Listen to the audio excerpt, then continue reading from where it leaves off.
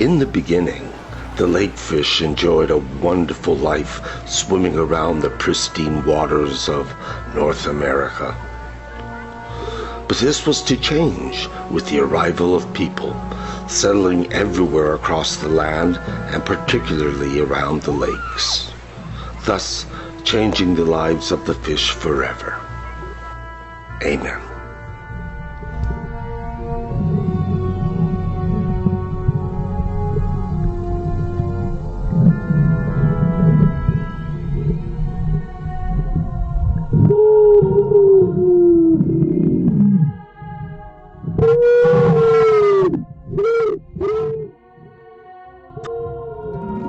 Hello there.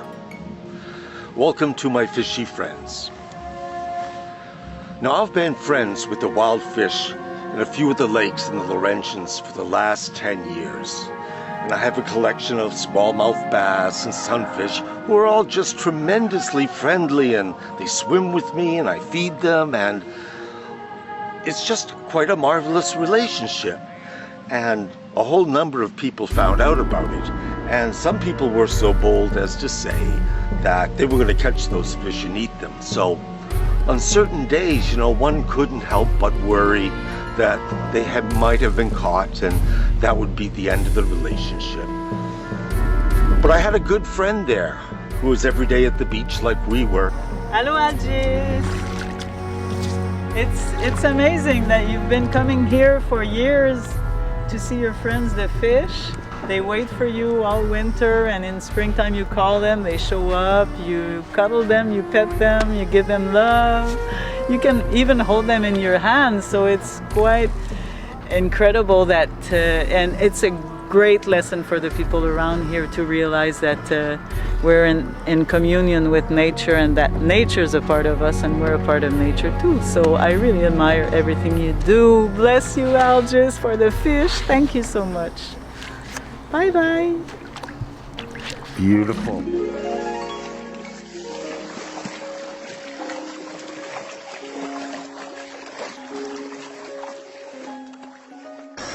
Hi, I'm Liz Edwards. I moved to the Laurentian Mountains in 1990 with my 2 children. Our next door neighbor, a man named Larry Demers, was a very kind and helpful gentleman. He had lived there all his life. He told us about the fish and how he had fed them every summer, and that each spring he would knock his special tap tap on the dock and they would reappear. So we began to feed the fish, and we grew to love them. One day, Algis and Byron moved in next door, and so we brought them to feed the fish.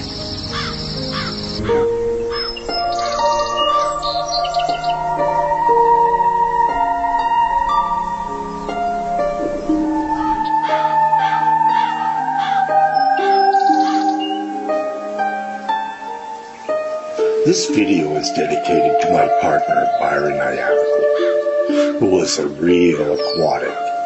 He was the #1 swimmer no matter where we traveled to, and people would say you could set your clock by his swimming.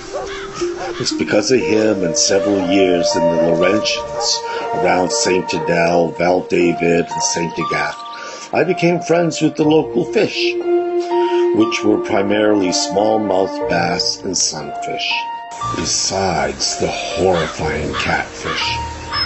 And it's these fish that became our only children, and this is their story.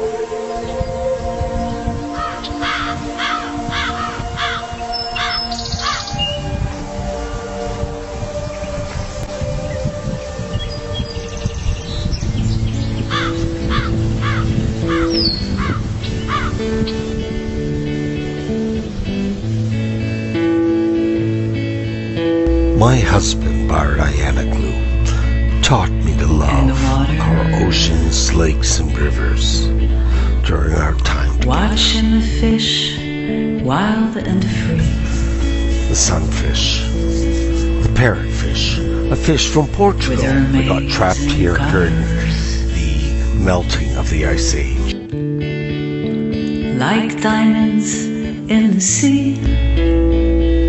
Now this smallmouth bass here I've called Claude Monet, and I have known him for 7 Did you years. know that they can feel the pain? It's a fantastic, wonderful relationship Did where you we know both that learn from they each can other. feel shame? Believe it or not, this is one of my signals with my fish. Guess what? It's the eve of my birthday. Hello there. Sure, it's my birthday, but I'm jumping forward now to 9 months later than shooting this scene. And what I have found is that with a lot of my underwater footage, there's a certain sound that's taking place there when the fish are amongst me. And I think it's communication between the fish themselves, that fish actually make a series of sounds and that communicate their feelings and their thoughts of the idea. And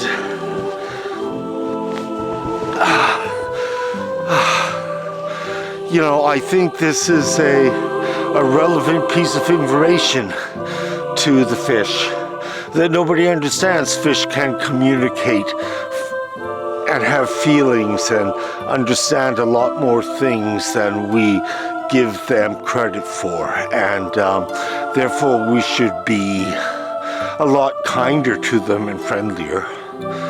And with that said, you know, I hope the best for the sunfish, because it's these fish that I first encountered these sounds when I became friends with them at the start, and it just continued as I watched the footage, this strange sound in the underwater camera, and now I do suspect there is communication between fish with a series of sounds and pulses and whatever, and I find that pretty amazing.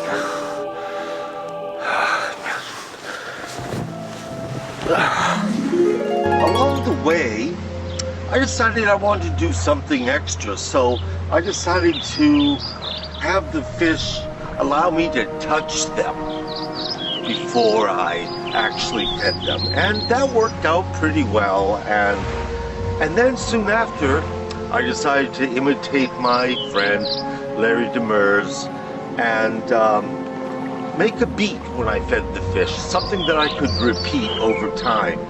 And that beat was the hockey beat, which was dun dun dun dun dun dun dun dun dun dun dun dun dun. So I did that, and I didn't think much of it, but I did it for a couple of summers, and then I moved back to Montreal and didn't go much up to the Laurentians for about 5 years, until some friends came and wanted to visit the area. So we went up there and went back to where Larry used to live, and I thought, you know, I told them I used to be friends with the wild fish here, and they didn't quite believe me, but I decided for, again, the halibut, that I would bang some rocks together in that manner, which I had, and see what happened. And miraculously, within a couple minutes, 2 bass about this size showed up and immediately caught eyes with me. And I couldn't believe it. You know, fish have a 5-year memory. So it started me off doing something with fish all over the world and in a variety of places. And I just think that's such a good thing.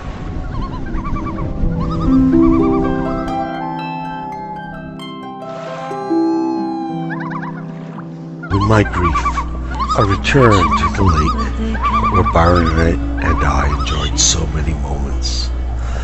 Life is different here. It's almost relaxing. One searches for answers, but the answers are too plentiful. The fish have been attacked by the catfish that have invaded the lake. So I look for them, and I hope that Global warming The eggs had of made the fish food I've hard to befriended find. will survive. Little Angie stays away from the hook off her cheek, trying to hide her destroyed cheek, tearing half of her pretty face. Did you know they can? Then he threw her back in the water. Did you know they can? Little Angie almost died. And the love. I like to bring the fish down to the lily pads because they feel protected under the lily pads, and unfortunately people who own properties alongside the lake eliminate them, and they ruin the lifestyle of the fish that like to hide under these lily pads, so that various birds, ducks, loons don't come after them.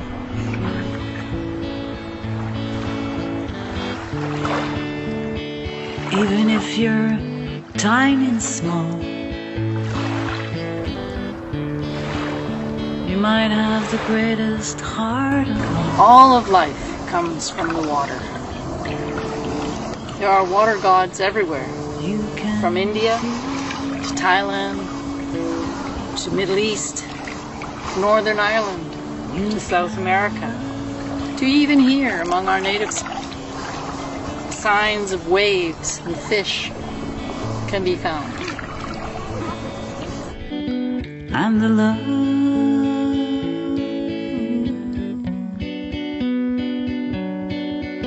Yes, the love.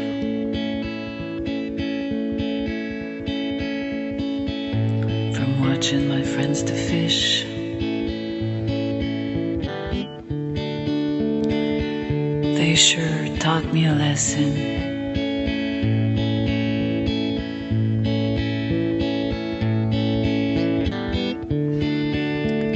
Even if you're tiny and small, you might have the greatest heart of all.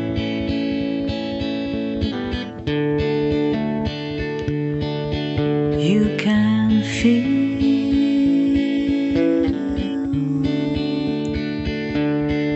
you can love.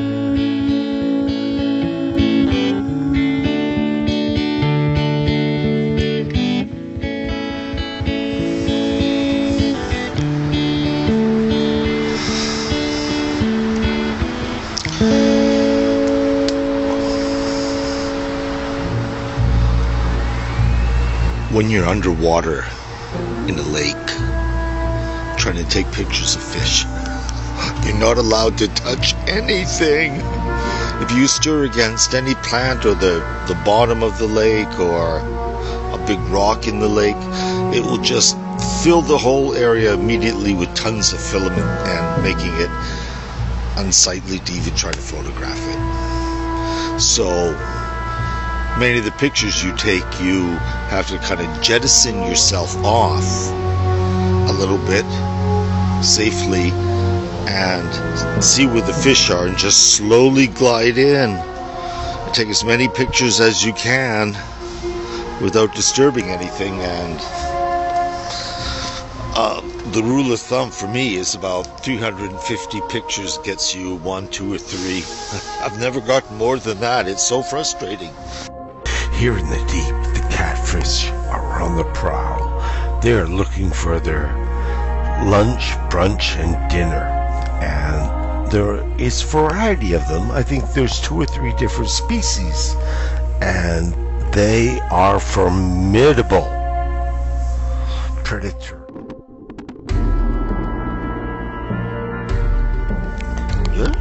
The catfish. What are we gonna do with the catfish? Catfish is gonna eat us. Catfish is gonna eat us. Catfish is gonna eat us. What are we gonna do? I want to get everyone out of the shallow area of the lake.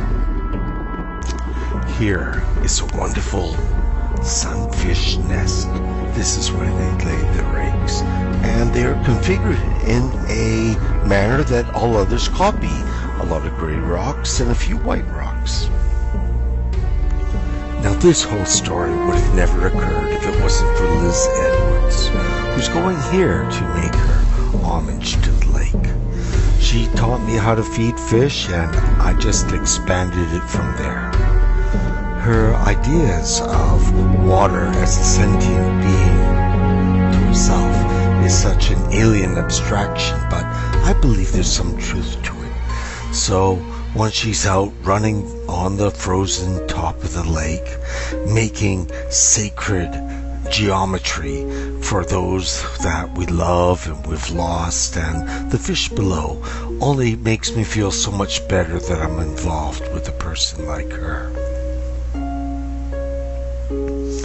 Now, sacred geometry and water is one of the most amazing aspects of our planet, and it's something taken for granted. A lot of people don't believe it's true, but water contains our thoughts, hopes, and wishes, and to actually go out and physically make sacred geometry on a lake top can only benefit all those sentient creatures that rely on the sacred subject, such as water, as ourselves. So Liz runs on and encourages me, and I have furthered her original teachings up to the point where I touch and cuddle the fish. The fish remember me year after year, and some fish, over 5 years come back when I beat the sacred tune that I taught them when I was feeding them.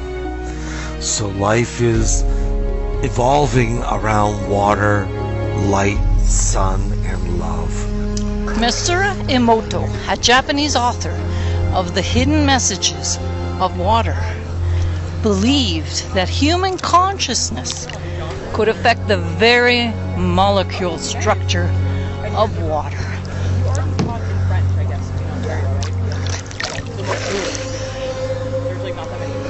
He treated different waters once. I can't hear myself because my water's. He did experiments where water was treated badly, roughly, shouted at, spat on, and other water was treated lovingly, kindly, blown kisses to. Then he froze this water. When he compared the ice crystals, he found that the good water, the water treated lovingly, was exquisite formations, beautiful to look at. And the sad, badly treated, abused water was fractured and broken and ugly. He believed that water remembered and could pass these good and bad feelings on to us. What better way to get to know water than to be friends with the very living beings in the water, the fish that I fed and swam with. One day, my children became quite ill with a terrible cough, left them pale and gasping. Desperate to bring their fevers down, I got them to bathe in the water of the lake, where the fish swam. They recovered remarkably. By the end of the day, they no longer coughed. After that, I knew when they were ill to ask them to bathe in the lake. And when it was too cold, I collected water where the fish swam, and they drank it and recovered rapidly. Fish are involved in today's society through the pet industry, the recreational fishing industry, and fish farming. Fish are also essential to the oceans, lakes, and river ecosystems that we all as humans depend on. While fish are often thought to lack intelligence and emotional capability, they are in fact sentient creatures, meaning they have feelings and can experience both positive and negative emotions. That's wonderful.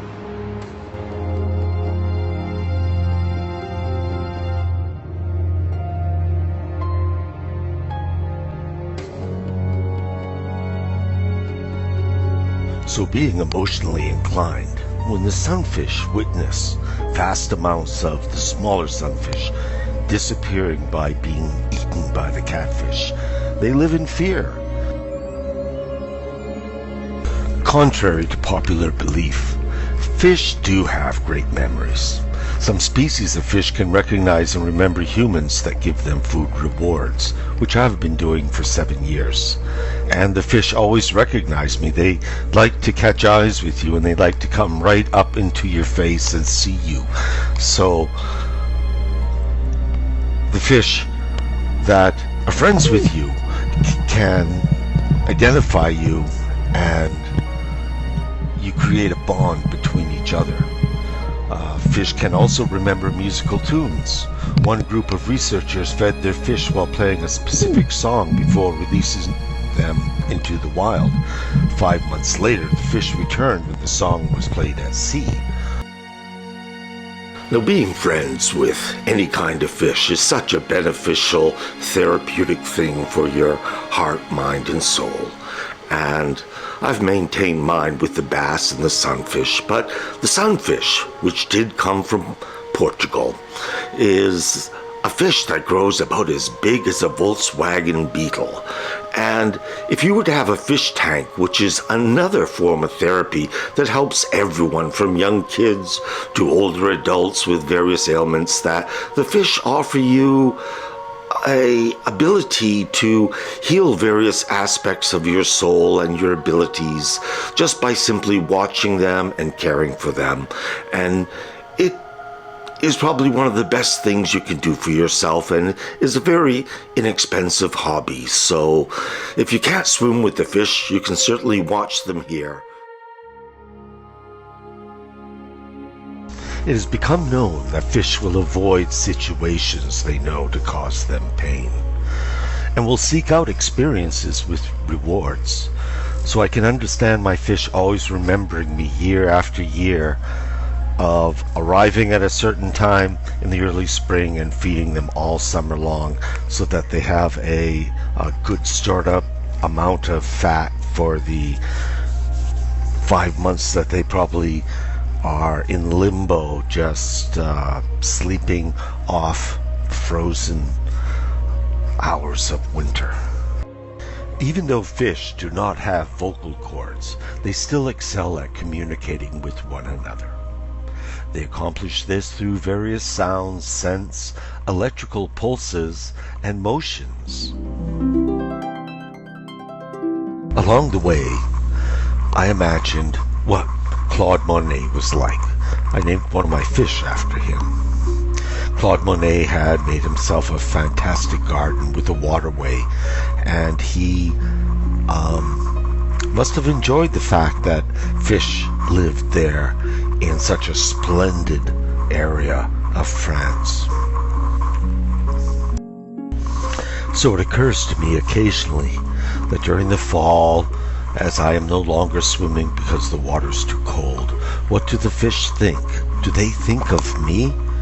In the middle of winter, are they thinking, just in a few more months, that human will be back feeding us and caring for us?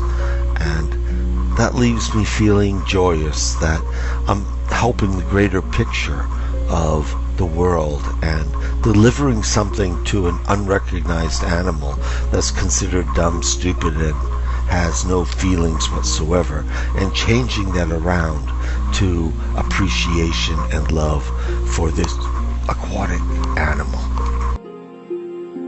I've noticed over the years with my fish that they have the ability to change colors depending on the camouflage needs, environmental conditions, and time of year.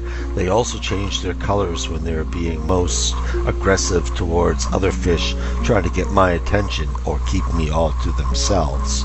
Fish are possessive and will allow you into their family of friends because they understand the beneficial nature of what I'm trying to do here.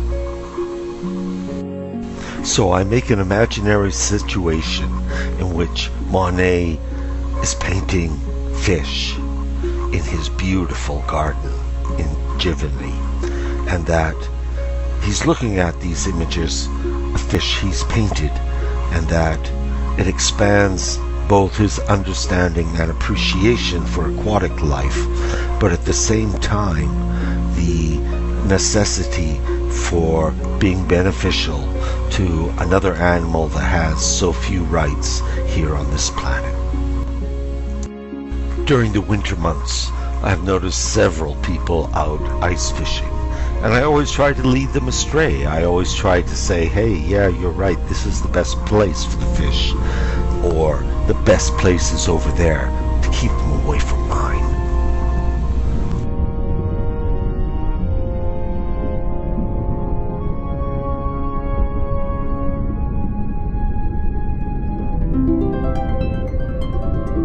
Much of this movie is because of my lover, who was a real aquatic gentleman, a man who loved all bodies of water. And it was through him that I found the time to become friends with the fish and to share and try to help and make their lives a little bit better because of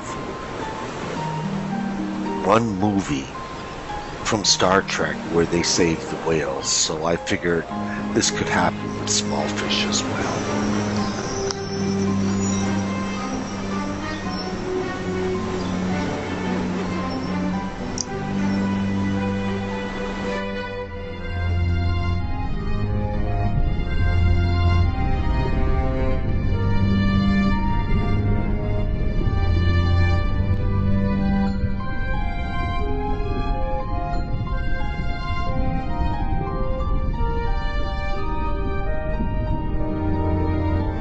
Now, the catfish is an invasive species. I don't think it really existed up in Canadian waters or rivers, but it got here via the St. Lawrence River.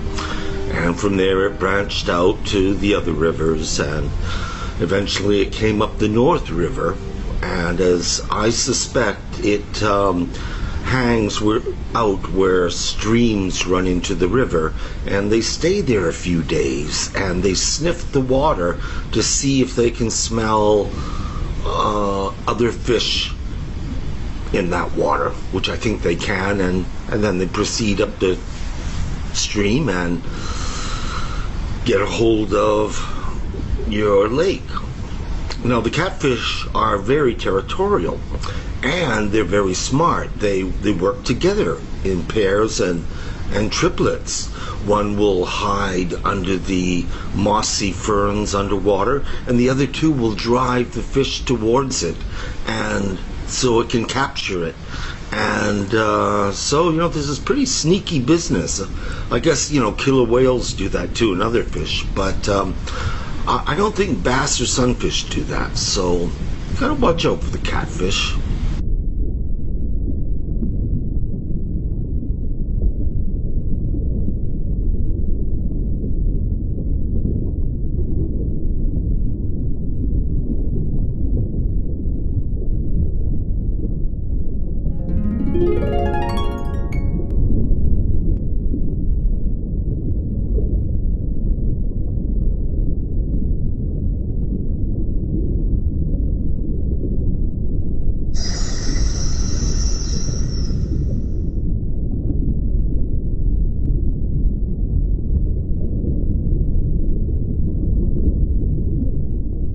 I usually don't come this time in the morning, but today I'm coming early to see if my fish are waiting. One of the very interesting stories in ancient philosophy comes from the country Greece. And this story pertains to that once upon a time, the most prestigious thing you could bring to someone you were trying to impress was to bring an eel. Now, the eel was considered special because it could both live on land and in the water. And if you were to bring a gift to someone, the most awesome thing was bringing an eel for them to eat. Now, it was considered, a big delicacy, and the Japanese eat it as well. Now, is eel a fish? Not really, but it's in between fish and a snake, I suppose, but who would have thought that? Eel was once the most prestigious food to give to someone. And one bright summer day, little Nicky went fishing. It is often said that the best way to learn something is to teach a man to fish. In other words, it's better to learn how to do something so that you can do it again in the future, rather than simply having someone else do it for you. Hi, I'm Danny Cote. I'm a fisherman by passion. I've been fishing since I was about 5 years old. It's not true that the barbels are electrified. What it does is the barbels only act like radars. So they detect the food in the mud and the bottom of the lakes. To catch them with your hands or your feet, what you do is, it's called noodling. You put your hand in the hole and they're going to bite you. So if you do noodling with the barbu, be careful, because they can pull you in the hole and you're going to drown. If your head is in the water when she bites you, it's dangerous. Don't do this alone. You got to do this in a teamwork, so somebody can pull you out too, you know. Although I've been feeding my fish a variety of things, in the beginning 25 years ago, I was just feeding them corn and spring peas. Now I've evolved to feeding them chicken wieners, chicken hot dogs, the least amount of fat and salt, and it gives them protein so that they're able to repair their bodies at a time when there isn't a superfluous amount of insects to be eaten, and fill that aspect of their food chain and life sustenance. I bring my fish out to the setting sun, which is now that far from the beach. But for the most part, most of my fish are here right underneath me. I haven't fed them in 3 days because it's been too cold. But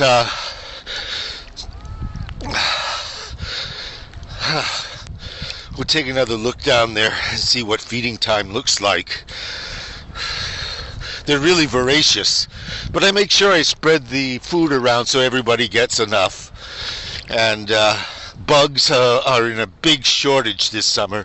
For some reason, there are not many bugs at all. So with that said, I'm going to go back under and feed my fishy friends.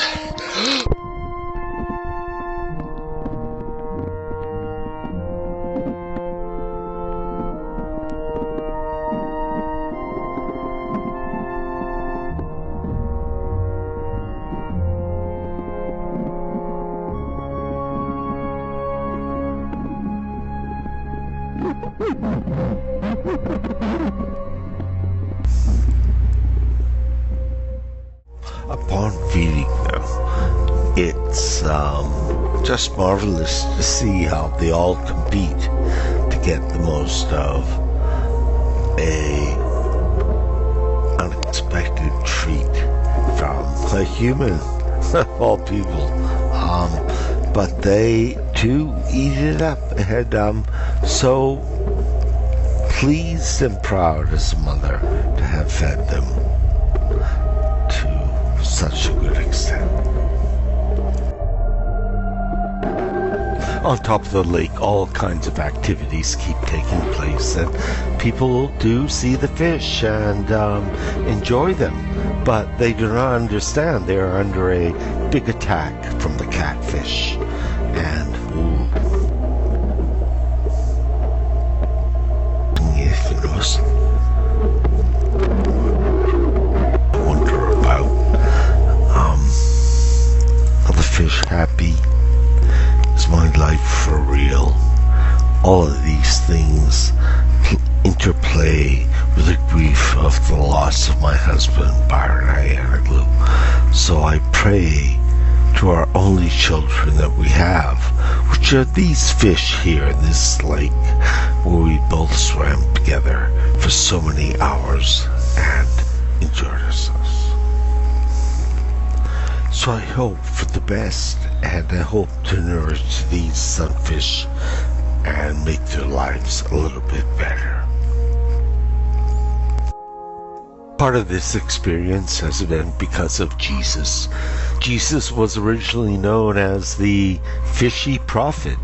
He was illustrated in the earliest of times as a fish, and people communicated with that. Fish were mainly Christian symbols. Despite being found all over the world, they represented the first 4 letters of Jesus Christ. And ichthys is an antonym for Jesus. Persecuted Christians would sometimes scratch the symbol of the fish in order to self-identify or to recognize another Christian. One would draw the top line and the other would finish the bottom line.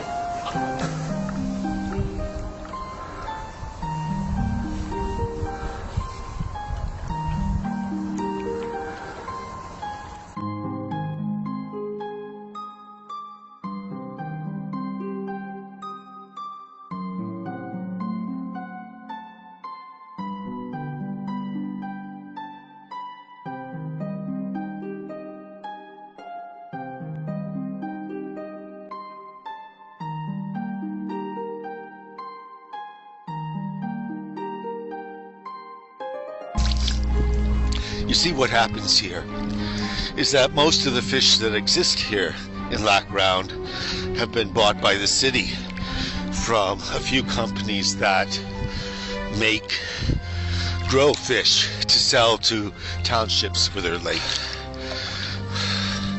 So anyways, these townships grow a variety of fish, trout, bass, and they sell them to the cities, the towns, so they can stock their lake with these fish. But what happens is these fish know nothing about the reality of living in a lake. They grew up in a small dugout, circular trench, and have been fed daily. And there's nothing to question about a life like that. There's no rock formations underwater or plants. So when they get dumped into a lake like this, they just freak out. They don't know what to do. Where's the food? What do you eat? I mean, it's really a pitiful, horrific scenario for the fish themselves. So I spot them and get them to join my club, and I feed them. I primarily was feeding the sunfish to get them big enough so the catfish could not eat them, because the catfish is primarily the diet of the catfish is the sunfish, and that is the blue catfish and the channel catfish that are plentiful all over North America. But it's a pretty scary situation to be let off into this foreign place with other fish that you don't know of, and plants and rocks and people. Because the sunfish is primarily the diet of the catfish, I've noticed over the last several years that the brightly colored, tropical-looking sunfish is changing colors. I think somehow they understand that their brilliant hues are what's causing them to be seen so easily by the catfish and eaten. I've seen whole coves of small sunfish completely devoid of sunfish because the catfish is so formidable. So I see the style and manner of the sunfish has changed. The colors have changed, and they tend to be hanging out in deeper water where the catfish does not hang out. And this is their key to survival, besides their colors changing from brilliant to more bland and commonplace, like the other fish in the lake.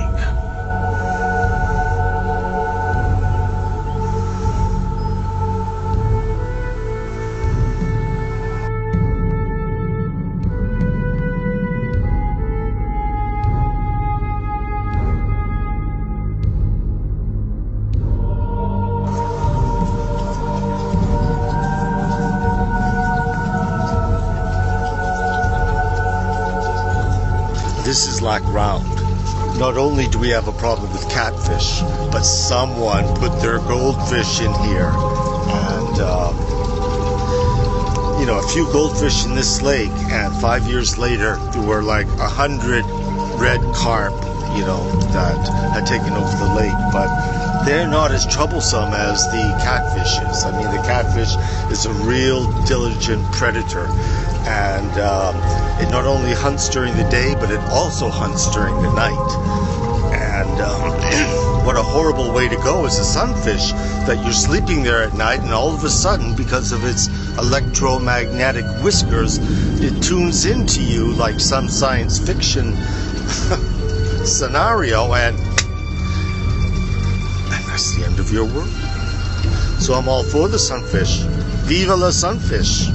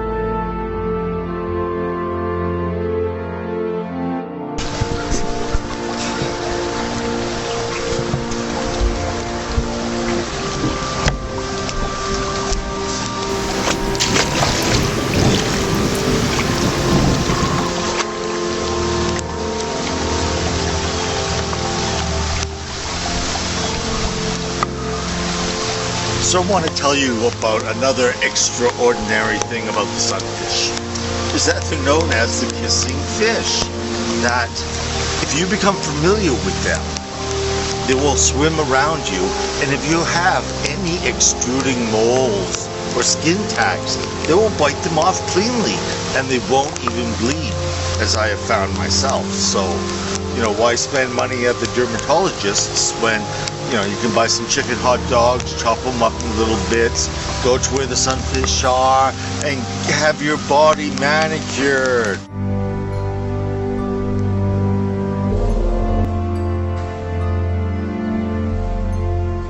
Over the years, I've noticed a lot of problems with the fish and their complexions. I've noticed there's a lot of sores and what looks like malignant growths and things like that, and it's primarily because of us. I mean, we put toxic things on our gardens, and our houses leak into the ecosystem with its sewage.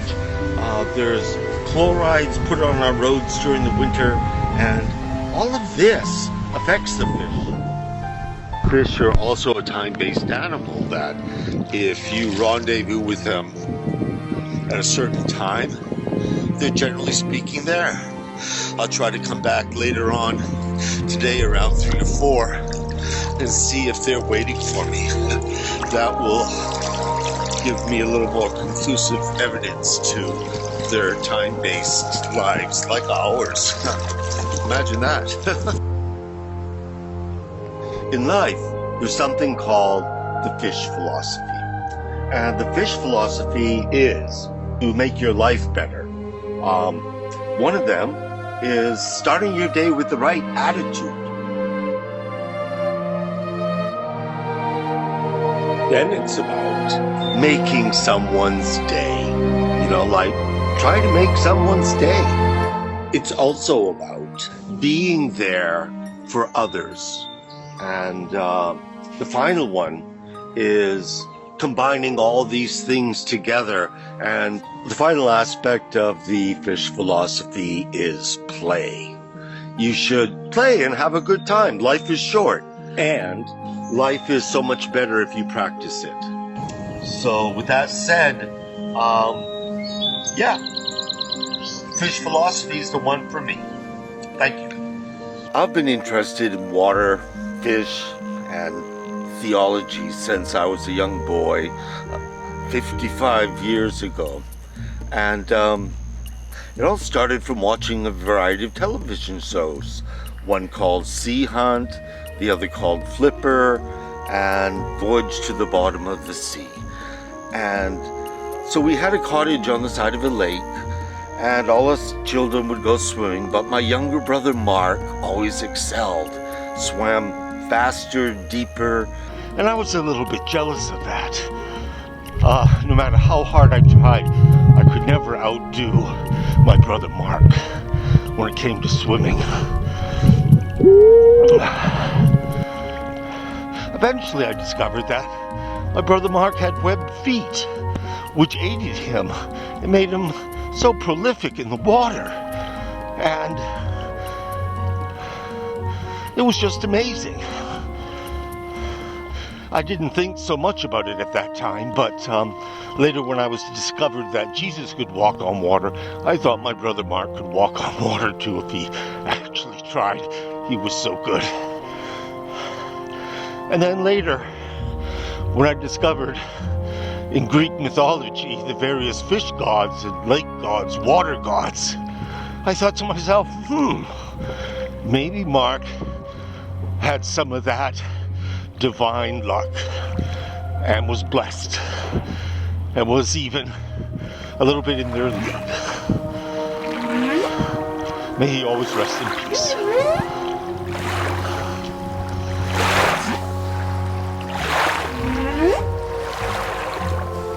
Eventually, I discovered there were a variety of sea gods in Greece, and you might recognize some of them.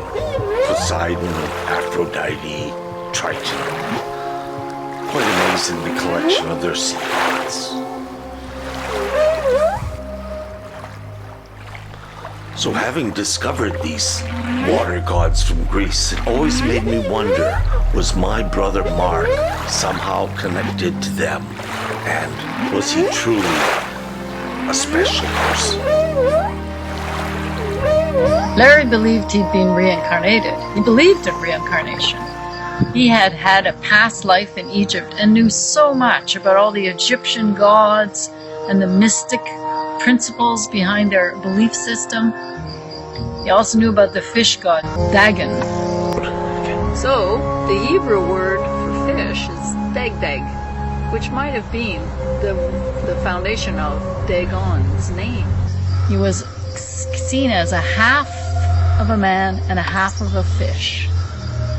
The priests of the Dagon used to wear a hat that resembled the open mouth of the fish, and to this day, that is what the Pope's hat looks like, an open mouth of a fish. So this is how the impact of Dagon influenced all of us and all of our higher religions.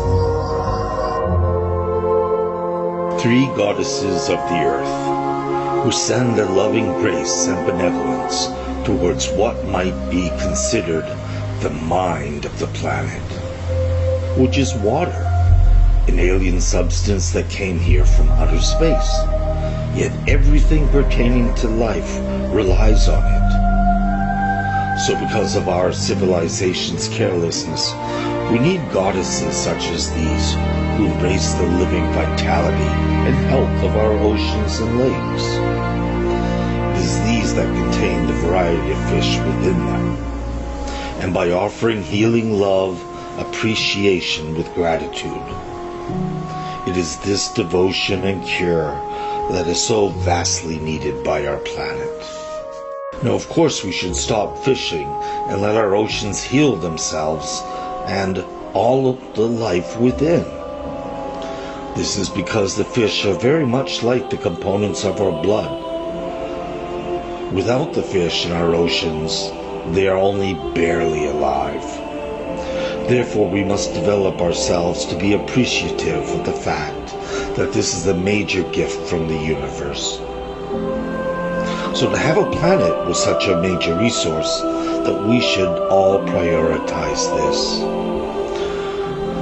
Perhaps we should develop one sacred rule on the planet Earth, that thou shalt not contaminate fresh water, salty or fresh. Amen.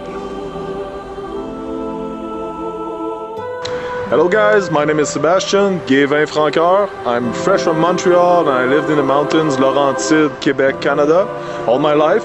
And I've traveled a lot in the world, and what I can say about fish is that, well, for my own self, I think that fish is the food of the gods.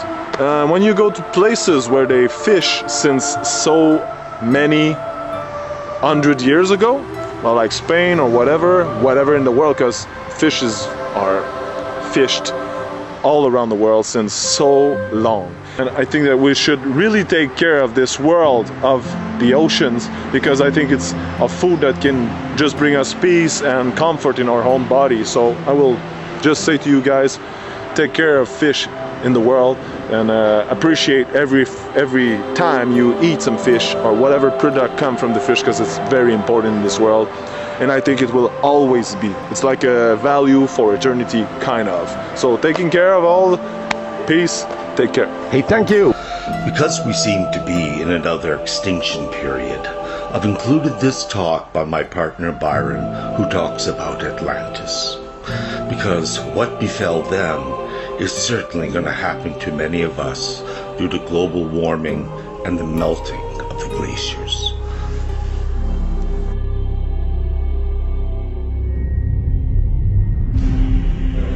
Και έτσι χάθηκε η Ατλάντιδα, όπως έγραψε ο Πλάτων.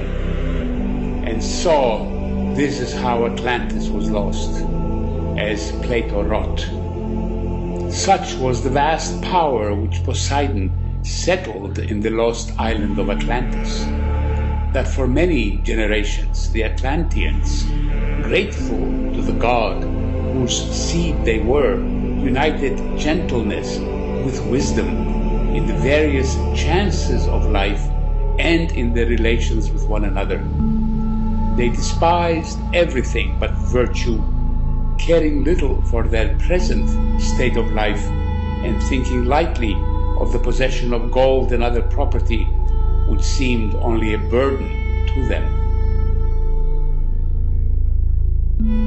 But when the divine portion began to fade away and human nature got the upper hand, they turned to behaving unseemly and no longer espoused virtue, honoring instead the meaningless, two-headed pursuit of wealth and vainglorious power.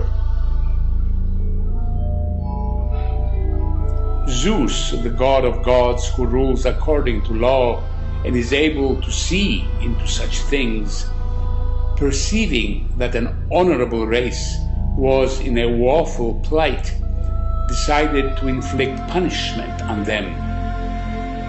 He summoned violent earthquakes and floods, and in a single day and night of misfortune, all your warlike men in a body sank into the earth, and the island of Atlantis in like manner disappeared in the depths of the sea.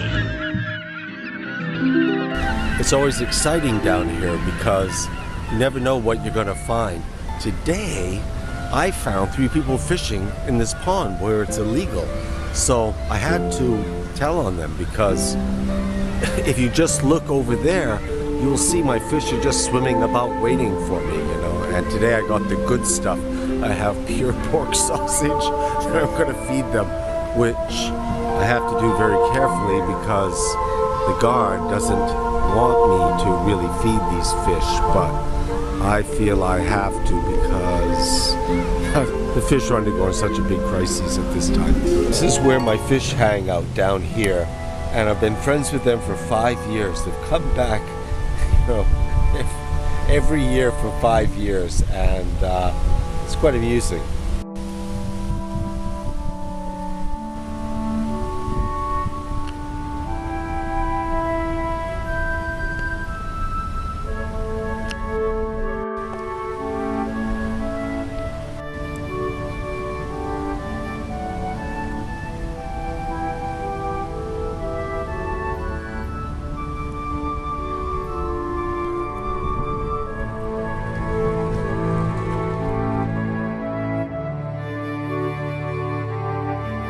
the bigger fish want to compete with the smaller fish for the food, meaning the more I let them touch them, the more sausage they get.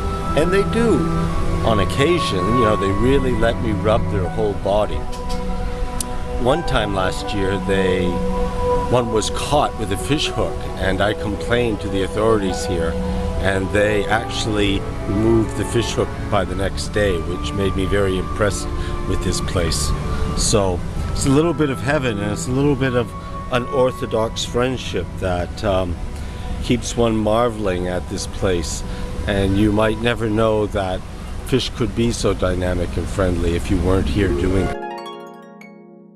Larry told me this interesting thing about octopus is that they have the ability to write their own RNA and DNA and to implement it. Really? They have brains in their tentacles. They have better DNA than us. That's simply amazing. So how many tickles does it take to make an octopus laugh? Why, it takes tentacles.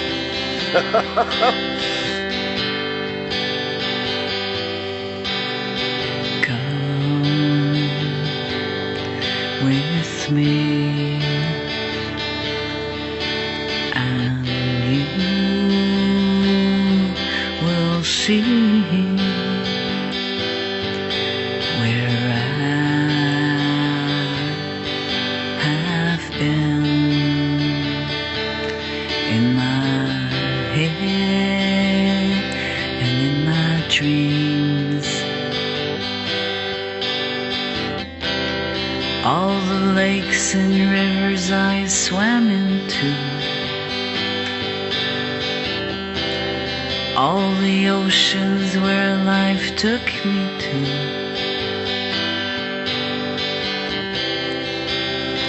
carried away,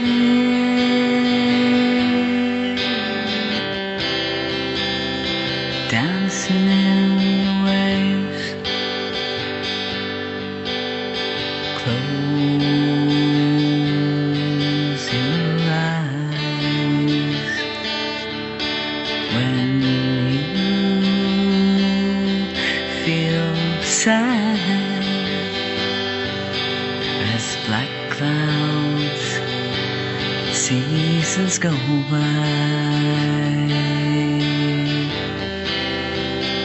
and the sun will shine again.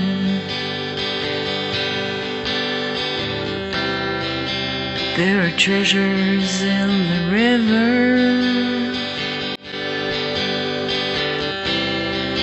as the fish are changing colors, carried away,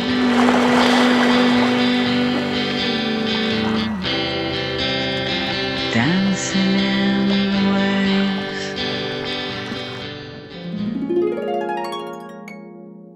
Well, I did it.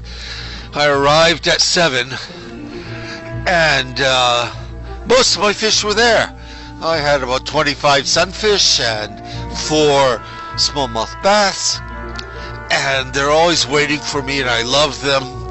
And I am hoping that as they swim around me, they shed an electromagnetic corrective field on my body.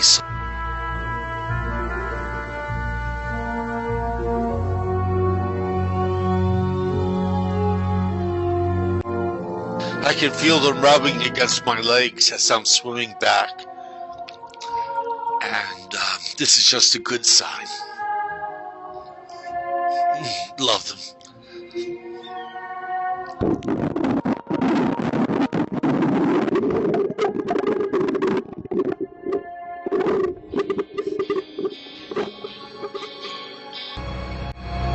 Oh my. The other day I was feeding my fish, and I know the catfish follow me. They know what I'm up to. And I was feeding my fish, and I feel this bite on my leg, and I think, what the heck is that? And when I looked down, it was the catfish. Now, I don't know if that's a warning from it, but as my neighbor tells me, catfish are very territorial, and that must be it. This is their feeding ground now, and they know to follow me. And because wherever I go, food is there, the sunfish for them. So, one has to be so careful being friends with wild fish.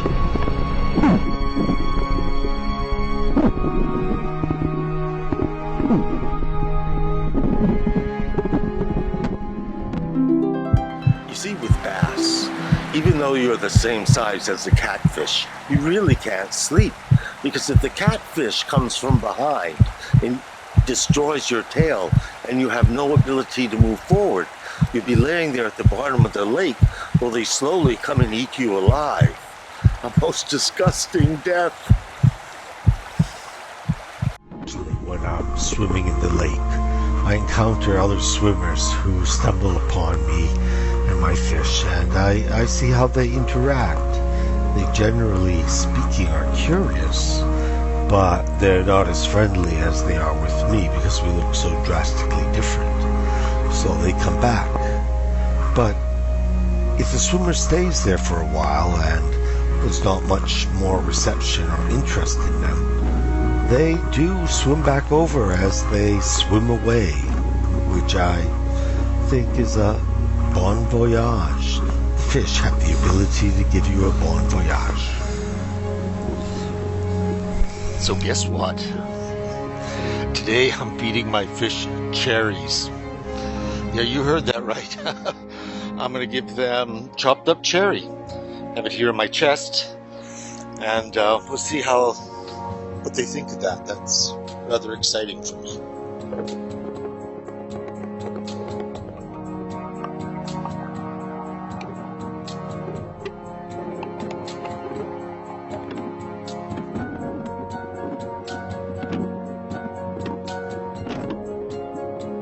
So my fish like cherries, but they don't like boiled potatoes.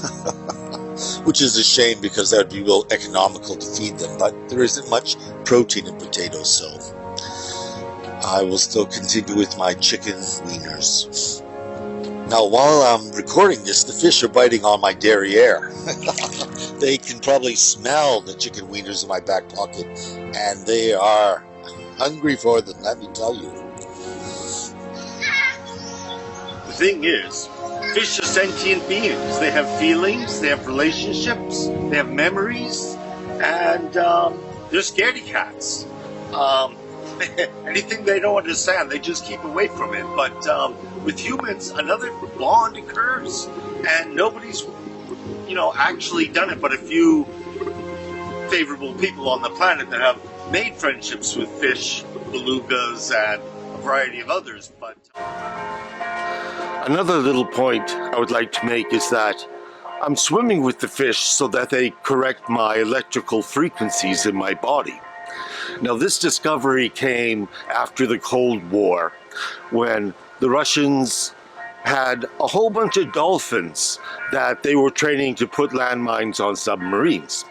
Now, with the Cold War over, people used to go swimming with those dolphins and find all kinds of miraculous healing properties of swimming with the dolphin. And the dolphin also is an animal that's very high in intelligence and has a vocabulary of about 50 sounds, besides also using morphic resonance. I heard something funny the other day. A person said they thought fish ate seaweed in order to get high. No, of course, I don't want anyone eating my fish, but 3,500 years ago in Egypt, they knew that the omega-3 fats in fish enhanced their pineal gland, which is the third eye of the human being, that which enables you to have religious experiences and knowledge outside the mainstream. Now, in Iceland, they have also found it strengthens your pineal gland, and it also benefits your mood and attitude during the dark winter months. And that was from eating cod, salmon, and sardines. So fish is a major food resource, but it's something we have totally abused, and let's just pray it never runs out.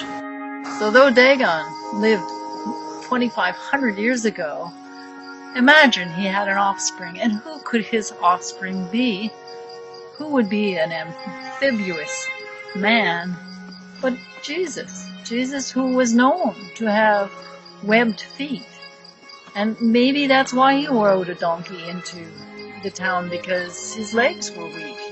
And maybe that is why he told the disciples to teach a man to fish, so that he would fish forever. And perhaps when he walked on the water, he was walking on the water as a dolphin does. Aspect of all this is that the fish are totally aware that the food is in the plastic bag. And they get excited and actually go into a frenzy once the appearance of the plastic bag is there. Then some of the smarter fish, are really smart, Alex, and they try to rip it open and shed the ingredients so I can't distribute it so evenly, so everyone has a chance to feed. Recently I was away from here for 5 days because the lake was shut down, and my biggest 2 bass are not here today, so I hope someone did not find out and fish them. And I'm glad that I'm here to feed them protein so he can heal. So otherwise I'm cold and I should go back under and finish doing this, and hope for the best. Now, regardless of my difficulties with the catfish, upon researching them, I found out in Japan there was a giant catfish called the Namazu that lived in the caves underneath Japan.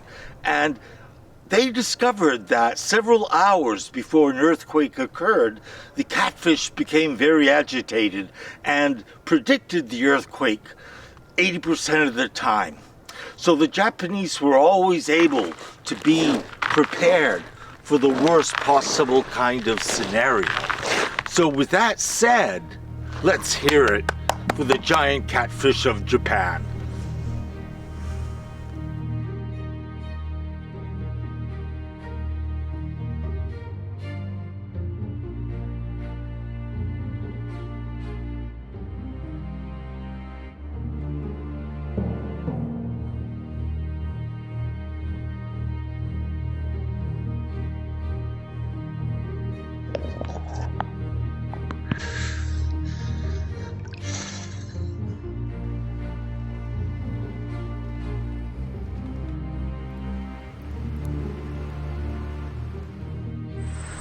My name is Nina, and I am the mermaid of this lake. In Ukrainian, we call that a rusalka. So I'm the rusalka of this lake. Right, Eddie? Yep.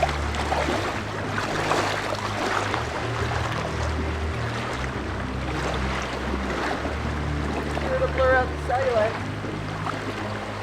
Very long time ago, when I was a little girl, my father went sailing. He liked to go sailing, and he was gone a long time, and a storm blew in, and I was very concerned, and I wished at that point that I was a mermaid, because then I could dive into the water and go and find him and do what mermaids do, which is, save sailors and guide them from trouble. And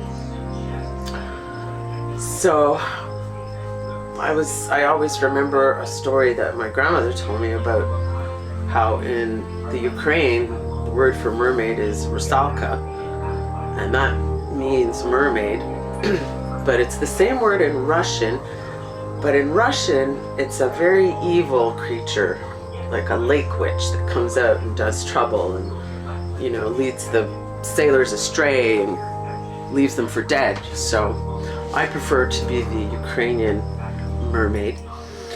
And from that day on, I just always wished that I could be reincarnated one day as a mermaid so that I could do all those things and help the people and be a good rusalka and have a tail. I would love a tail so I could swim faster.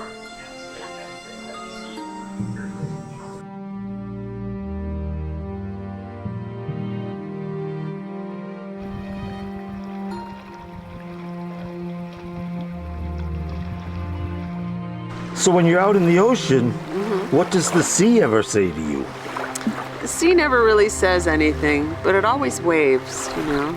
So I appreciate that. So tell me, how do mermaids send messages? Well, I know it's old-fashioned, but I still use sea mail. Where do mermaids keep their money? Well, I keep mine at the local riverbank. It's safe. All the trout go there. What kind of phone does a mermaid use? Well, it's a shell phone. A shell phone. You know, hello, hello, oh, hello. It's Neptune. What does a mermaid really not want to find at the end of the night or a long night? Semen. Another big question I get is, where do mermaids and fishermen meet? Well, online. My name is Nina and I am a mermaid. I do not have my tail right now, it's at the dry cleaner, but I am a mermaid. Where do mermaids see movies? Well, in the dive-in. Why are fish so skinny? That's because they eat other fish. And it's a hierarchy. Hey, Otis. I'm here in Vancouver, and I'm almost underwater. Would you mind hearing a joke? What did the fish say when it hit the wall? Damn. Good.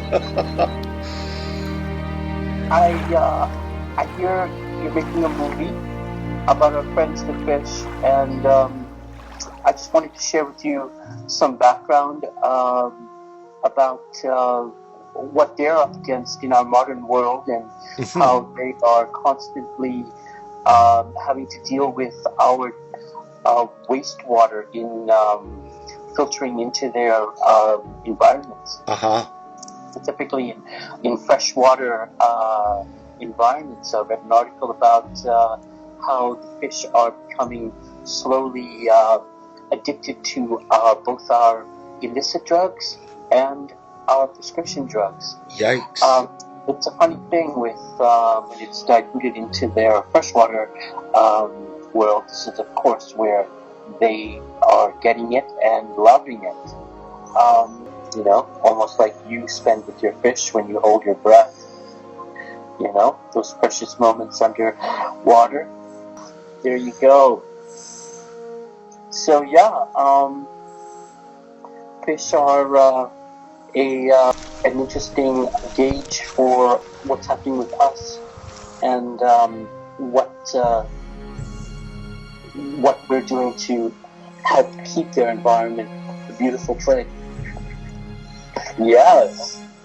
I'm not holding my breath now, but...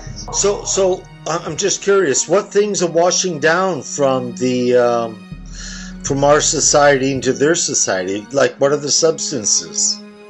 Well, apparently, as I said, the illicit drugs are anything from cocaine, methamphetamine, which are sending the fish into anxietous withdrawal,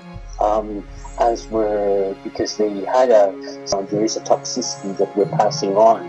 So, how do you think Byron would feel about this gentle and wonderful time of you swimming with the fish?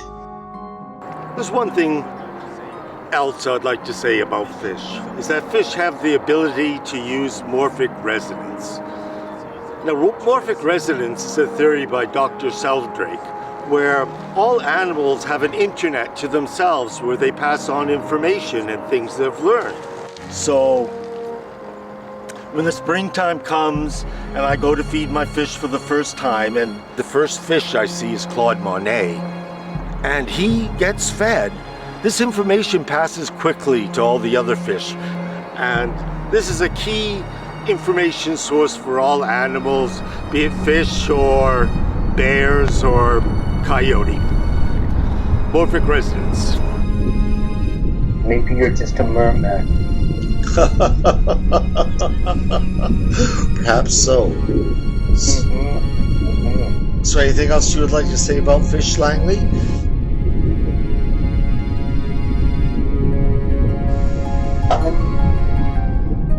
Just that the Vietnamese believe that if you're going to eat a fish, the best part to eat is the tail, because that's where all the energy is. It's the thrust of everything that is fish. Wow. Okay. Well, thank you for that. So with that said... Yes, everyone needs good tail. Alrighty. So thank you for that, Langley. Yeah, yes. Let me just get to the surface and thank you. Hold on.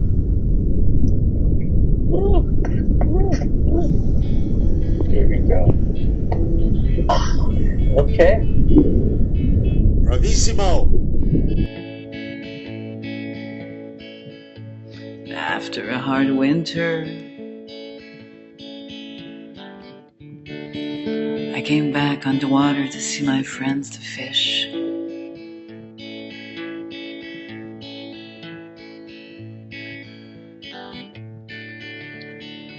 They were all so skinny. Global warming had made food hard to find. Little Angie stayed away from me, trying to hide her destroyed cheek.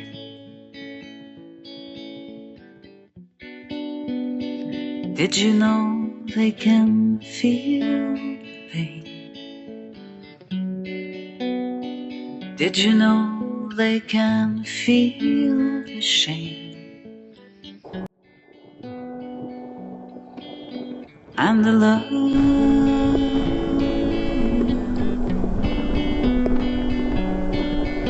Yes, the love.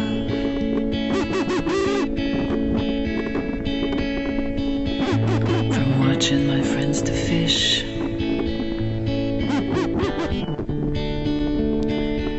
they sure taught me a lesson.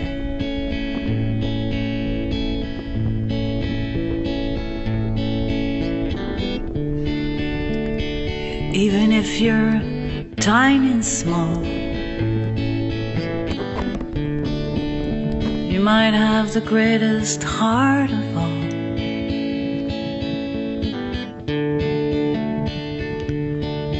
You can feel,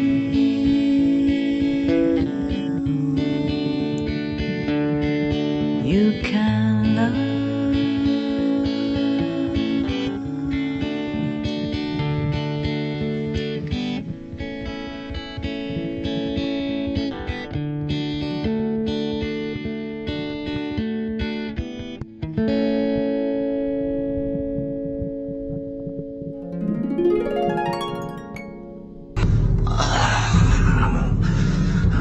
Always need to feed. I must eat, or I get an upset stomach, you see. See my precious meal, the sunfish. Oh, I'll get you if not today, then tonight, when you can't see me coming. I'll find out where you're resting, even though some people say, why did the catfish have trouble sleeping? It was because the bass next door was too loud, warning the sunfish I was coming. Well, I'll get you too one day when I'm big enough.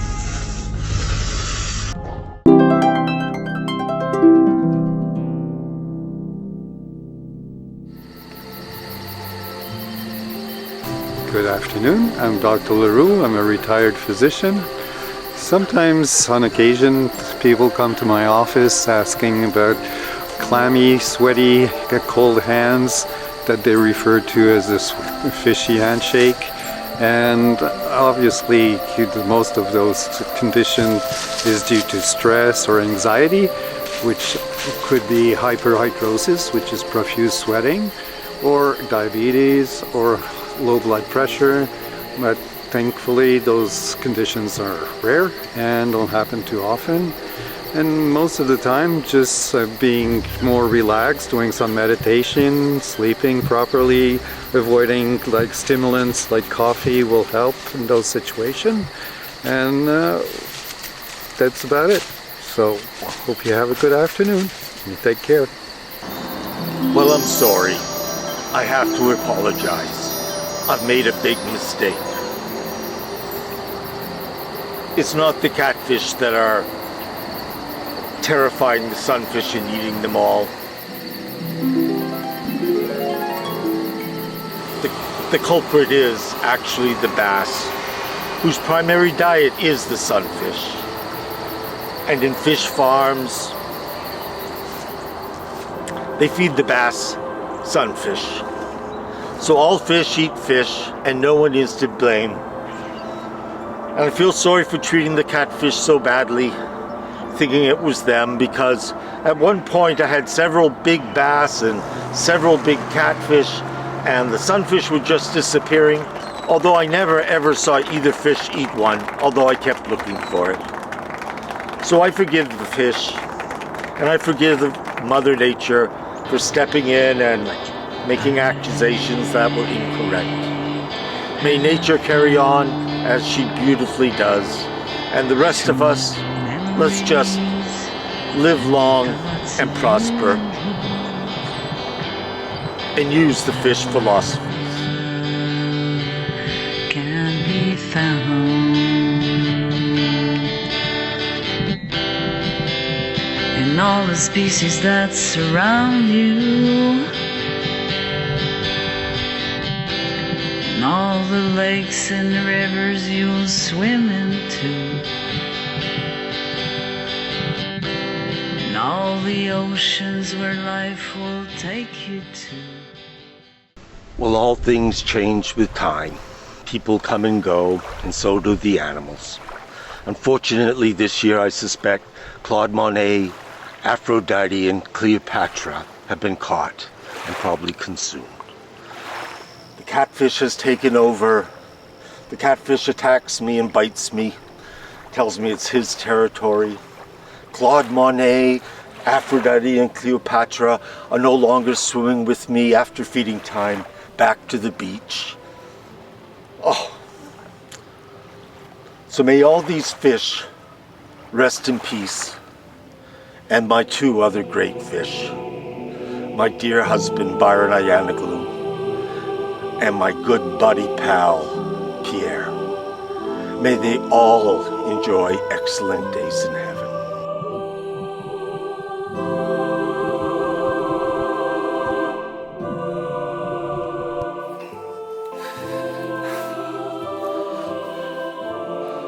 So sometimes in the winter, I come down to the lake before it snows over and the ice is still clear, and I bang my certain beat in the area where I rendezvous with my fish.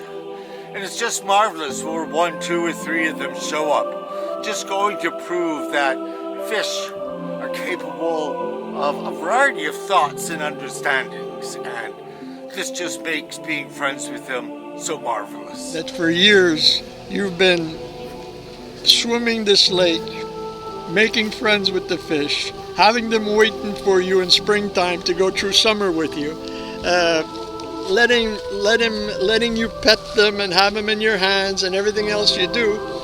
And it's just a wonderful lesson for mankind that we can have this communion with nature, that nothing is a stranger to us. We're part of it all, and it's part of us. So bless you, brother. I just enjoy what you do.